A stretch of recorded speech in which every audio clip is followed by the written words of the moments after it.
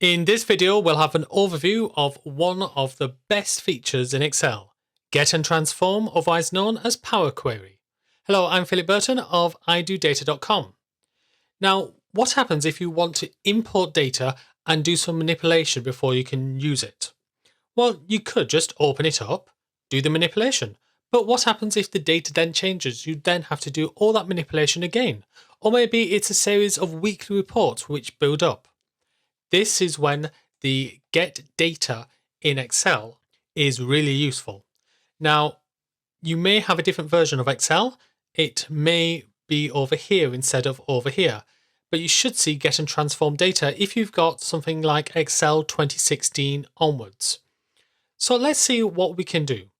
First of all, I will get data and let's have a look at all of the different data sources you can use. You can use Excel, text, from folder, we'll be looking at that later on in this video, from various databases including SQL Server, from Microsoft Azure, from the Power Platform, and from other sources. So for the purposes of this video, I'm going to open something from an Excel workbook. So next I need to choose the workbook. So I'm going to use this YouTube data that I've got here, and then select what particular spreadsheet I'm going to look at. Well, I'm going to have a look at a simple spreadsheet, HPI regions, to start off with. Now I can load the data, so I can just put it into here, but I can also transform it. I can do manipulations first. So let's have a look at what sort of manipulations we can do. So this opens up the Power Query Editor. So you can see that we have got quite a few things that we can do. We can transform data by splitting it, formatting it, extracting data.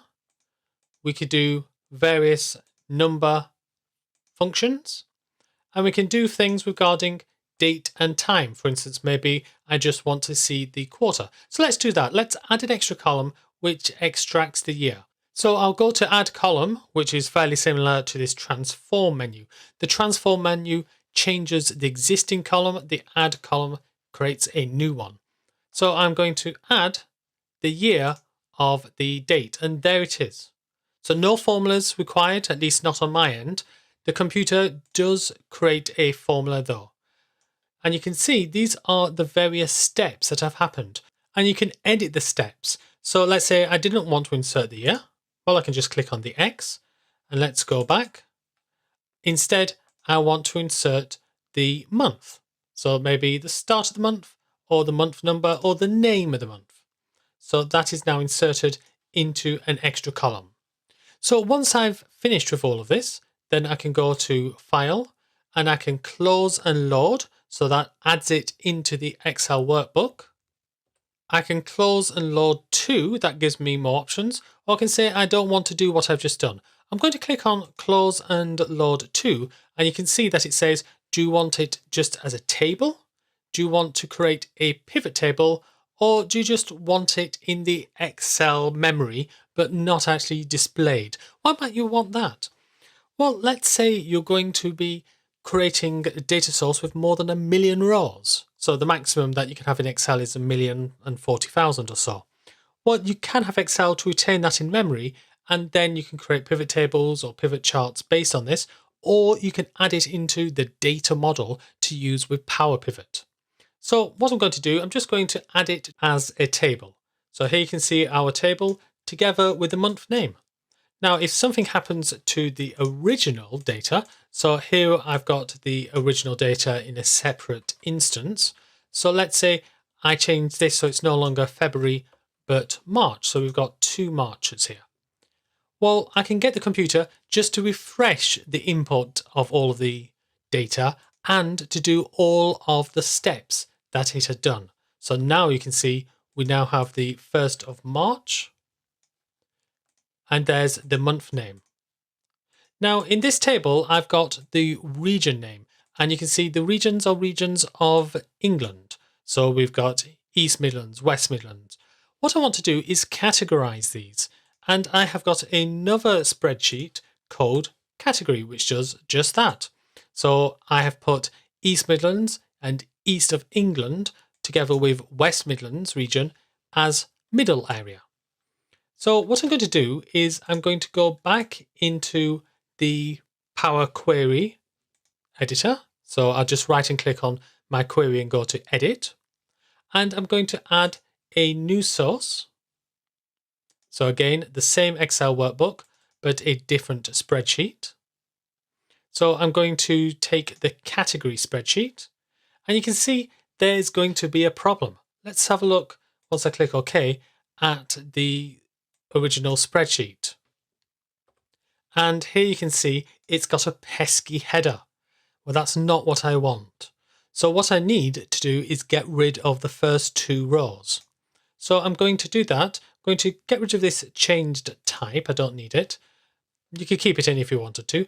And I'm now going to say in the home category, remove rows, remove the top two rows, or remove however many rows I want, so a top two rows. And now I want to promote this into the header here. So use first row that is now there as a header. Okay, so I've now imported this spreadsheet. How do we link these two queries together? Well, we can use something called merge queries. So I can merge queries into the existing query or into a third query. So I'm going to merge it into the existing query. So I want to merge the category using the region name, and you can see it's going to be a really good match. So let's click OK on that. So that gives me a table. I will expand the table to give me the area, which is all I want. And there we have the area. So we've got lots of middles because I'm starting off with the East Midlands. So let's close and save this. It refreshes.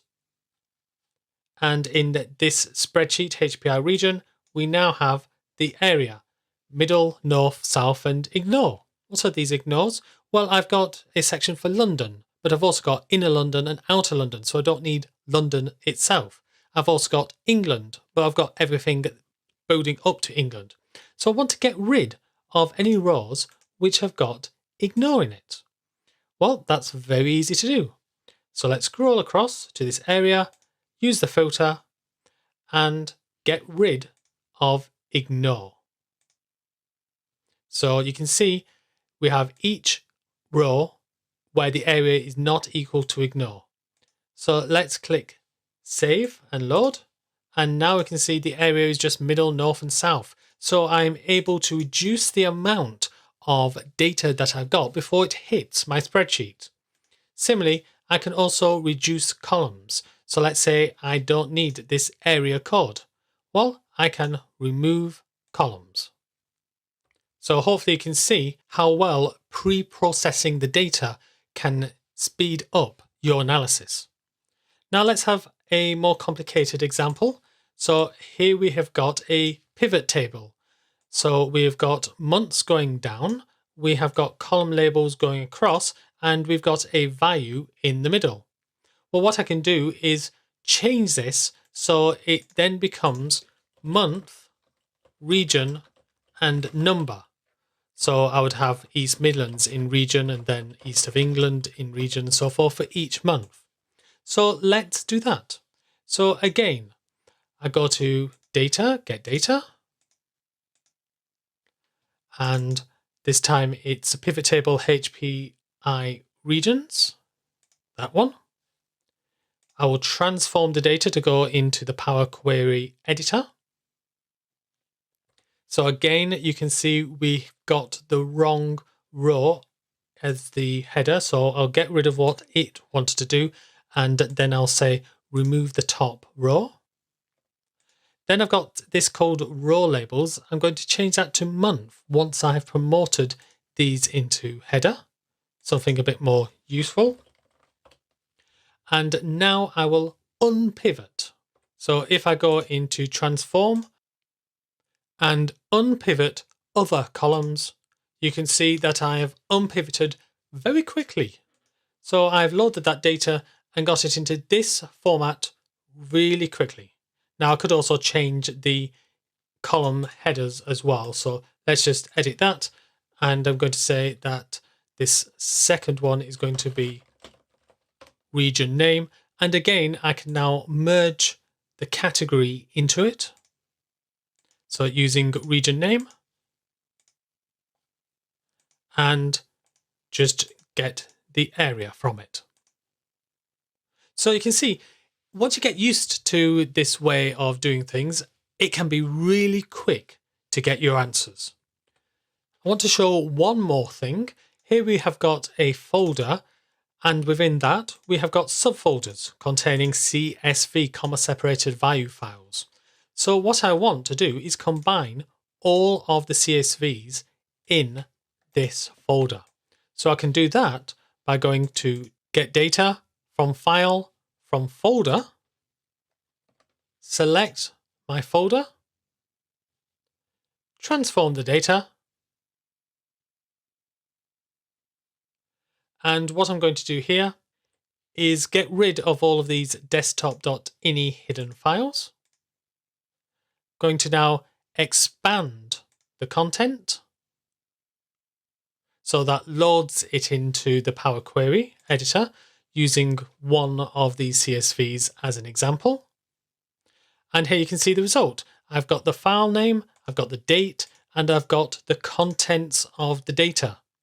So again, that didn't take long. And the great news is, if I were to add an extra folder, so now I get April's figures in, all I've got to do to incorporate April's figures is just click inside here and go to Refresh in Table Design, or right and click on the other queries, the particular query, and go to Refresh. And here you can see April has been inserted very quickly.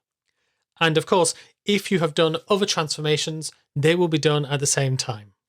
So all of this is hidden away in Data, Get Data, and there is a lot more detail that I can go into. However, just have a look around at all of these menus, and that will give you a great head start into the Get and Transform Power Query Editor.